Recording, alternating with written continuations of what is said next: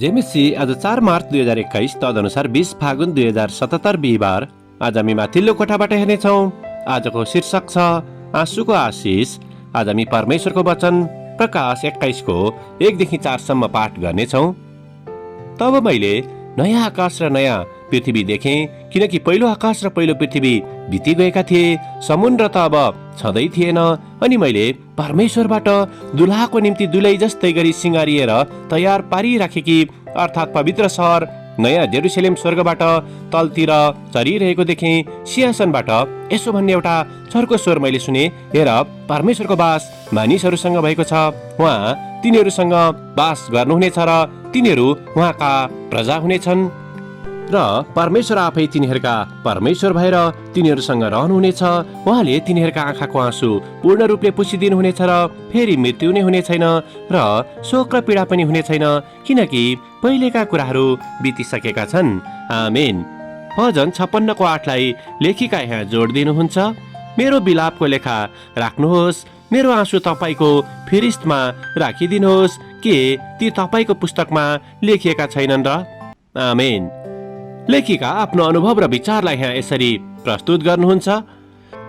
जब म परमेश्वरको आशिषको विषयमा कुरा गर्दछु, तब म परिवारजन, मित्रजन, कमाइलो दिन अथवा बिहानीको तातो कफीको बारेमा विचार गर्दछु। तर हालैको एउटा समयसम्म मैले आँसुलाई कहिले पनि आशिषको रूपमा हेर्न सकेको थिइनँ। विगतको 3 वर्षसम्म मैले आफ्नो एउटा छोरामा देखिएको क्यान्सरसँग सङ्घर्ष गरेकी थिएँ, साथै अर्को छोराको दृष्टिमा कमी भएको र हालै मेरो 59 वर्षीय श्रीमानको मृत्यु हुँदाको पीडाहरूमाझ रहेकी थिएँ। यी सबैमाझ मेरा आँसु यसअघि कहिले झरेका थिएनन् र मैले सबै कुरालाई आफूभित्र नै दबाएर राख्ने गरेकी थिएँ। तर जीवनमा एउटा गह्रौँ भारीले मेरो छातीलाई थिचेको जस्तो अनुभव मलाई निरन्तर भइरहन्थ्यो।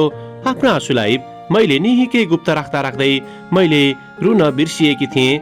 यद्यपि आफ्नो श्रीमानको मृत्यु पश्चात अन्ततः म निकै क्रन्दनको साथ रोएकी थिएँ। हिजो आज पनि म रुने गर्दछु। कहिलेकाहीँ नसोचेको समयहरूमा पनि मेरा आँसुहरू झर्दछन् र कहिलेकाहीँ ती निरन्तर रूपमा झर्दछन् पनि।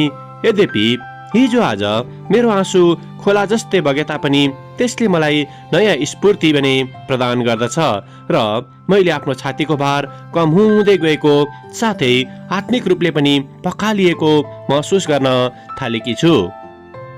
जसै हामी जीवनबाट गुज्रदछौँ, हामी प्राय आफ्ना पीडा र सङ्घर्षहरूमा लुकेका आशिषहरूलाई देख्न चुक्दछौँ। तर जसै आँसुले हाम्रो दृष्टिलाई केही बेर धमिलो बनाए तापनि अन्ततः त्यसबाट हामीले नयाँ सत्यलाई देख्न र बुझ्न भने सक्दछौँ। सायद यो अनुभवबाट हामीले पीडामा रहेका अन्य व्यक्तिहरूलाई देख्न सक्दछौँ र उनीहरूलाई साथ दिन सक्दछौँ। हो, म विश्वास गर्दछु कि जब हामी पीडा र दुःखबाट यात्रा गर्दछौँ, तब मात्र सायद हामीले त्यही बाटोमा हिँडिरहेका अन्य मानिसहरूको दुःखलाई पनि देख्न सक्दछौँ, जहाँ हाम्रो आँसुहरूले पेट गर्न सक्दछ। साँच्चै नै हाम्रो आँसु जीवनको निम्ति परमेश्वरबाटको आशिष हुन पनि सक्दछ। आमेन।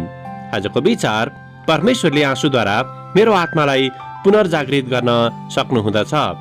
प्रार्थना। प्यारो प्रभु येशू, तपाईँ पनि रुनु भएर तपाईँले हाम्रो आँसुको अर्थलाई बुझ्नुहुँदछ। धन्यवाद येशूको नाउँमा। आमेन। आजको लेखिका एलिनोर काओल्स, ओरेगन, अमेरिका। आजको प्रार्थनाको विषय श्रीमान श्रीमती गुमाएका व्यक्तिहरूको निम्ति।